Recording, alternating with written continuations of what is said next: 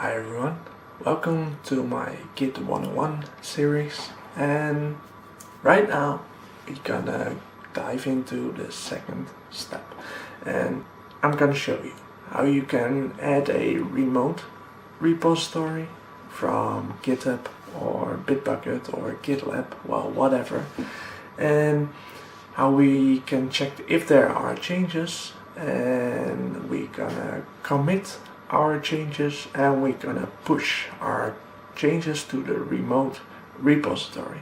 So if you're wondering how does it work, well, keep watching. Let's dive into the code.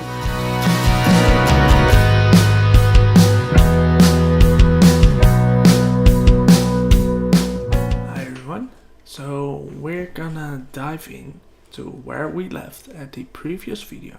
If you missed step 1 with setting up Git, installing Git and creating a project on GitHub, well, I would consider please check out that first video. You will see it on my channel, so go back to it, and after that I would love to help you out here. So in this video we gonna first start with adding a remote, and you need a remote to push your code to an external server, so where we gonna keep our code safe and where everyone else can pull your changes onto their computer so they can work locally on it. So let's start with adding a remote.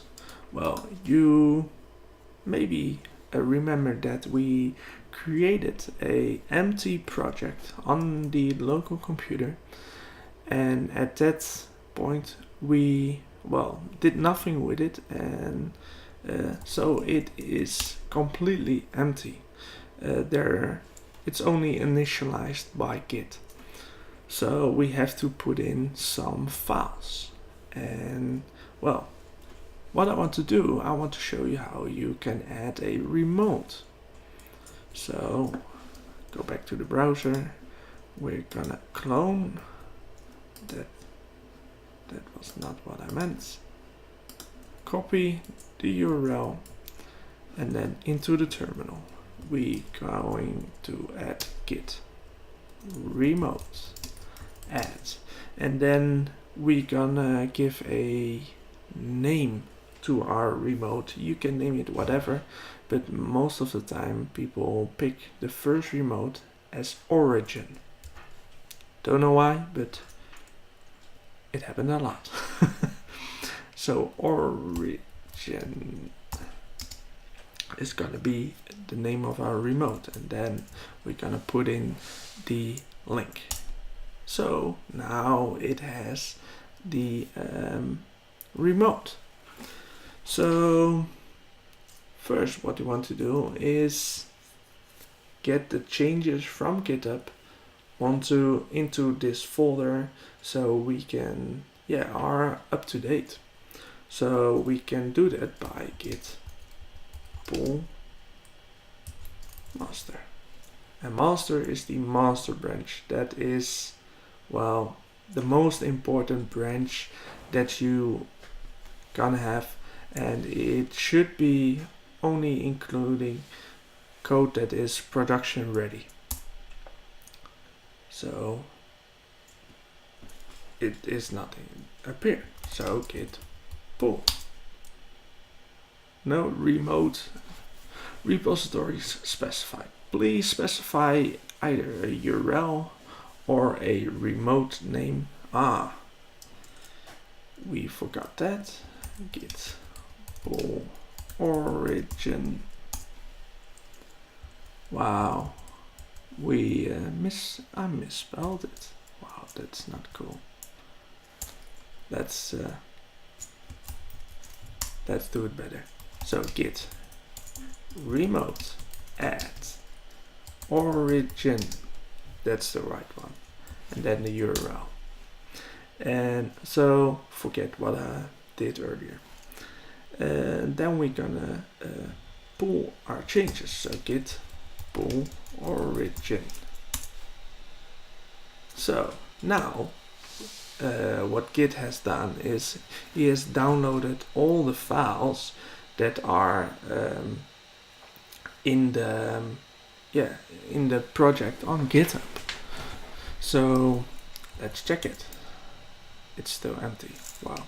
Oh, I have to include the master branch. So right now, let's check it. Yes, everything is up to date. So it is right now, we have the README file from GitHub. So that's cool.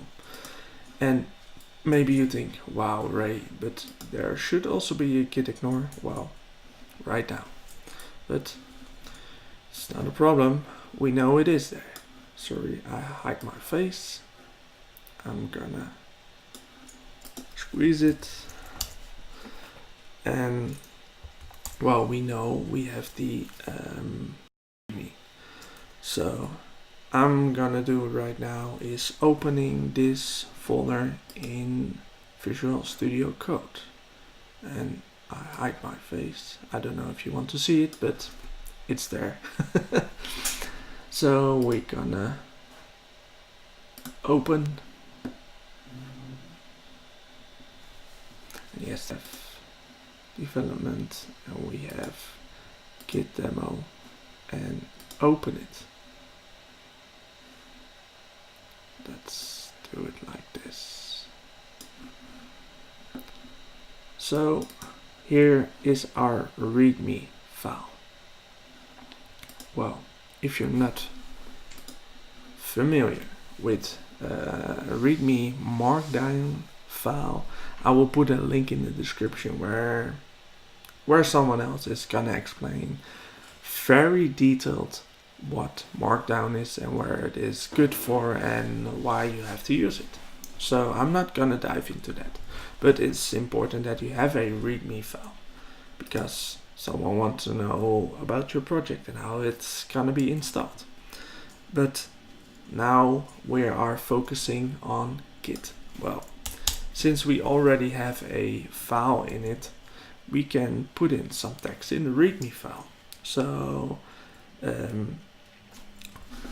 the first step, I'm just gonna put in the text of the first step and save it. So right now, Studio Code, that is gonna show that by a green line, but I'm gonna show you how you can see that on the terminal, and that is via git status. And then you can see that at the moment it is the README file is changed. So well, it's showing modified. Well, when we create a other let's new file, we're gonna create a new file, and this is gonna be our styling. We're not gonna focus on styling right now, but it is example. And we create a CSS folder, and this is gonna be our style.css. So this is our styling. So if we check again git status, we see that there is a modified file and a file that is being untracked. So it is not in the registry of Git. So that's very important to know, because right now Git is nothing gonna do with it. So we want to make sure that Git is gonna do something with it. So let's clear this to keep it clean. And right now we're gonna stage our files, and staging is making our files ready before it is gonna be committed. And committed on a commit message you can add a description, so everyone or other people will know what you did at that moment when you committed that file. So we're gonna change that file. Well, we're gonna commit, add that style.css, and we're gonna add that readme change. So you can do that very simple. If you just want to have all the files in your structure committed at once, then you only have to do git add a dot, and the dot means that every file that is changed or created new is gonna be staged. But most of the time you don't want to have it at that same point that everything is gonna be in one commit message. So what we're gonna do is we're gonna add the first the readme readme.md, and now if we check, so now the readme file is staged, so that change is staged. So we're gonna check git status. So right now you see we are on the master branch, and the changes to be committed are the readme, but the CSS folder is still untracked. So we want to stage also that style.css. So to do that you do git add, well, just like the other readme file, you do css.style.css. So if we check git status, you see right now that the both files are staged and are ready to be committed. So keep it clean. So I'm gonna check my list. I don't want to forget anything, so I want to provide you with as much value with this. We got that staging. We now gonna do the committing. Well, that's also very easy. With committing, you gonna create a milestone that is being set, where you always can go back to in the future. You can always revert it to that commit message, so if you make a mistake in the future you can always go back. So it's gonna create a milestone. I think that's the best explanation. So we are gonna do it by git commit, and always insert a commit message. It makes it readable for everyone, so don't forget that. We have some lazy people who don't do that, and well, to put a message we add a -m and gonna add the message between quotes. So what let's say we have that was wrong. We have changed the readme for the first step of the Git 101, and we have created a style.css for the basic styling, and close with a quote. So right now you see the commit message, and it says there are 2 files that is changed and 8 insertions, 8, well, probably, and it is create mode so it has created the css.style.css, but this commit message only lives still on your computer. So it is not yet on the GitHub repo, it is only on your computer. So your computer is basically also a place for Git. Well, in some companies they also pull changes from someone else's computer, but that's a little bit of hacking, so I don't want to teach you that. But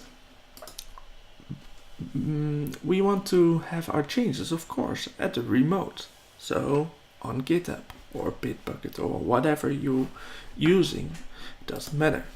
So what we're gonna do is we're gonna push our changes. So we're gonna do that by git push.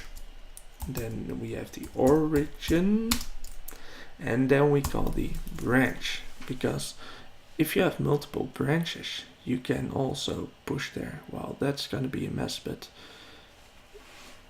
I guess Git also prevent these kind of stuff, but it is possible. So right now the command is git push origin master. So if you have more remotes, then you, well, maybe you host something on Heroku, well, then we gonna call, then we put in here Heroku, but origin is the thing we've set it. So now we're gonna push. So you see that it's doing some stuff behind the scenes, and it is compressing something, and it is writing something. Well, that's nothing special. It happens underwater, so don't worry about it. But the thing is, you can check that right now he has pushed our changes to the remote and created a milestone, a commit on the master branch at GitHub. So if we check that on GitHub, we refresh, and right now you see the Git the README is updated with the 101, and you see the CSS file here. And also, if you see this is our commit number, string, well, whatever, and then you can, if you click on it, you can see all the things that are changed. So you see these rows are added on the README file, and this file is just being created. So you can always go back to that point. We're not gonna go into that right now. And that was the thing, what I wanted to show you in this episode. And to do a little recap, to push your changes, before you push your changes, you have to add a remote, and we call it. Then you can check your changes via git status, so you can see what files are changed. So that's very handy. Then you have to stage the files by the command git add, and then adding the path to the file, or adding all the files by adding a dot. And then the forward step is committing. Well, you have to do that by git commit -m, and then between quotes you have to put your message, so you can always check what you did at that point. And the fifth step is push your changes to the remote. So in this case it was pushing your changes to the GitHub project. So in these 5 steps we, well, created our changes and pushed it to GitHub. So hopefully you like this, and if you have some problems with it, you got stuck or whatever, well, let me know in the comments, and I would love to help you out. So hopefully you like this video series, and well, if you did, do a thumbs up, and if you love to see more from me, subscribe, and if you love it that much, I would love to see it shared. So share it with everyone else who might need it, and well, hopefully see you next time in the next step, and that's gonna be step 3. So see you next time. Bye.